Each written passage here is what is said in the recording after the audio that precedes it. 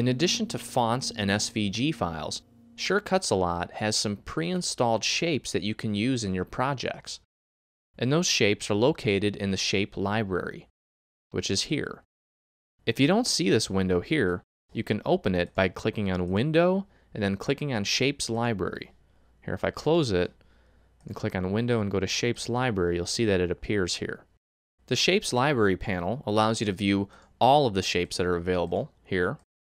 It also allows you to mark certain groups as your favorite, and it also allows you to view the shapes that are being used in the current project, and we'll show you how that works as well. So using a shape is very simple. You first select the group of shapes that you want to choose from. In this case, I'm going to click on Summer, and I'm going to click on the dolphin. And clicking on the dolphin places the shape on my mat. You can resize, adjust, basically cut this however you'd like. In addition to the shapes that are already pre-installed in Sure Cuts a Lot, you can actually create your own shape library. In order to create your own, you'll need to download and install a program called Lib It Up. Lib It Up is a free software that you can download from craftedge.com. So let's go ahead and do that. Start by opening up your web browser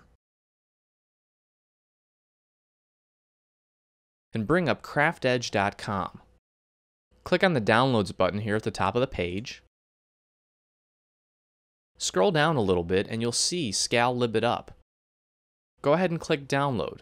You'll want to select the one for your operating system. Depending on how your web browser is configured, you'll probably be asked to save or open the file. Go ahead and hit Save. And in this case, I'm going to save it to the desktop. You can save it to My Documents or any location that you're familiar with. I'm going to save it to the desktop and click Save. Now that we've downloaded the software, we can go ahead and close our window, and on the desktop we'll see the installer for Lib It Up. We'll go ahead and double click on it to begin the installation.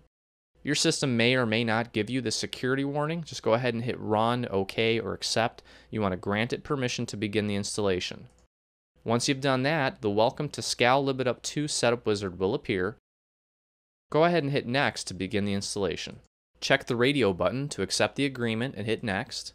You can review this screen to check to make sure that your system meets the requirements, and then hit Next. The next screen will tell you where Lib It Up will be installed. You don't want to touch this, you can just hit Next.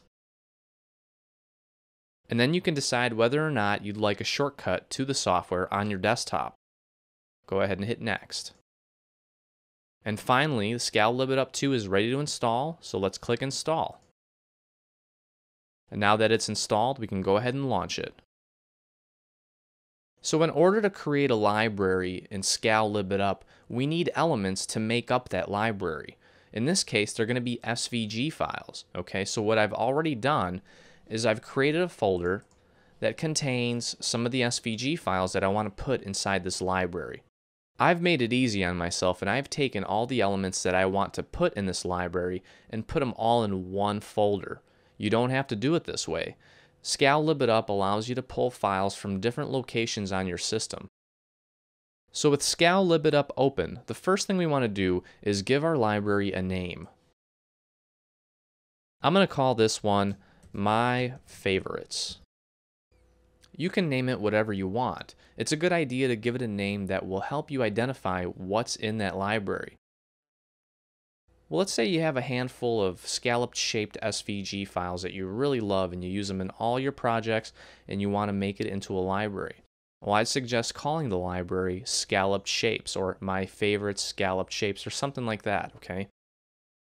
So now that we've named our new library, we need to start adding files to that library. And there's two ways of doing this, and it all depends on where your files are located. Since I've already created a folder that contains all of the files that I want to turn into a library, I can click Add Folder. And as you can see here on the desktop is the folder that I created that contains those files. It's called Library Files. You could have a folder called Flowers or Scallops, and it doesn't matter. There's no right or wrong way to do this. All I'm doing at this point is selecting the folder that contains the SVG files that I want to turn into a library. Okay, so I'm going to highlight that. I'm going to hit OK.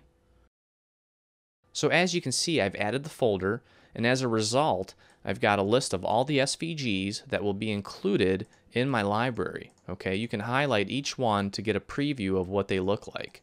Okay, and this is what your actual library file will look like inside of Sure Cuts a Lot. And you can click on each of these to get a preview of what it's going to look like.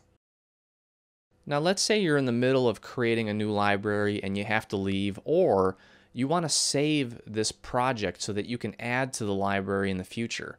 Well, what I would suggest you do is click on File and go to Save Project As, and then give it a name that will help you identify this process. Okay, so I'm just going to call it Library Files Project. Okay, and I'm going to hit Save. I'm saving it to the desktop, and you can save it to wherever you'd like. Now, the reason for this is, let's say that you've got a library and then you get a new element in the future that you want to add to that library. Well, unless you save the project, you won't be able to add to it, okay? Okay, so now that I have my library project file saved, just to show you what this actually does, I'm going to close out of Lib It Up. And now this file here is not the actual file that we'll be using as the library file. This is just the project file. Okay, and I'll show you what I mean. I'm going to go back and I'm going to open Lib It Up again. Now I can go in and hit File, Open Project, and open up this library files project that I just saved.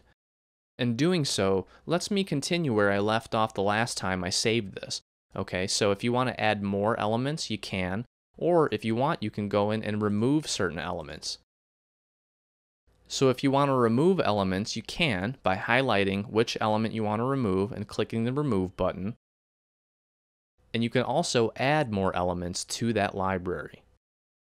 Okay, so far I've only showed you how to save a library project, but now we want to actually save this as an actual library so we can use it in Sure Cuts a Lot.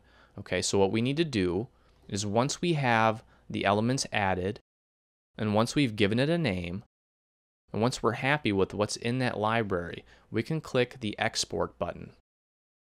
Or we can go to File and click Export. They both do the same thing. In doing so, it's going to ask us to give it a name. And I'm going to call it New Library. And I'm going to click Save. Okay, the message is telling us that the library was exported.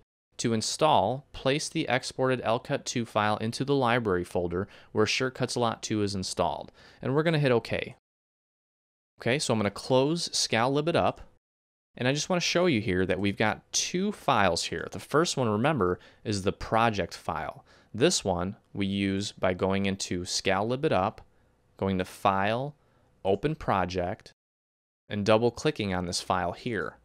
And again, this is going to allow us to edit this library, okay? Now this new file here, this LCut2 file, this is the actual library file that Sure Cuts a Lot can use. Sure Cuts a Lot can't use this one. It can only use the LCut library. Okay, so now that we've created that library file, we need to add it into Sure Cuts a Lot so that it appears in this drop down here, okay? So I'm going to click on File, and I'm going to go to Add Library. And then I'm going to browse to the location that we saved that library file to, and it's on my desktop. I called it New Library. I'm going to double click, and that's it. It added it. Now let's check our work. If we go under Shapes and click on the drop down, we can click on it. There it is. It's called My Favorites because that's the name that I gave it. Okay, and there they are. There's the new files that I added, and now they're available to use in this library. Alright, so as I mentioned before, in addition to being able to see and use all of these different libraries, you can also take one that you really like My Favorites, and you can hit the little heart with the plus sign next to it to add it to your favorite list. Okay, so I just clicked the heart with the plus sign. Now if I click on this drop down under Favorites, you'll see that that's the only one listed. Okay, so if I go back to All, and I click on Spring, and hit the plus sign with the heart on it there, and then click on Favorites, you'll notice that we have two, Spring and My Favorites. Now this is handy if you have a lot of different libraries that you don't always use, and you just want to bring up a list of the favorite ones that you use more frequently. This will help you sort the list a little bit faster. Again, when you have favorites selected, you can also remove libraries from your favorite list by clicking on the minus sign with the heart on it. Just like any font or SVG file, an element inside of a library file can be clicked on to be added to your mat, and then you can use any of these options here to manipulate its shape, to add a shadow, and so on and so forth.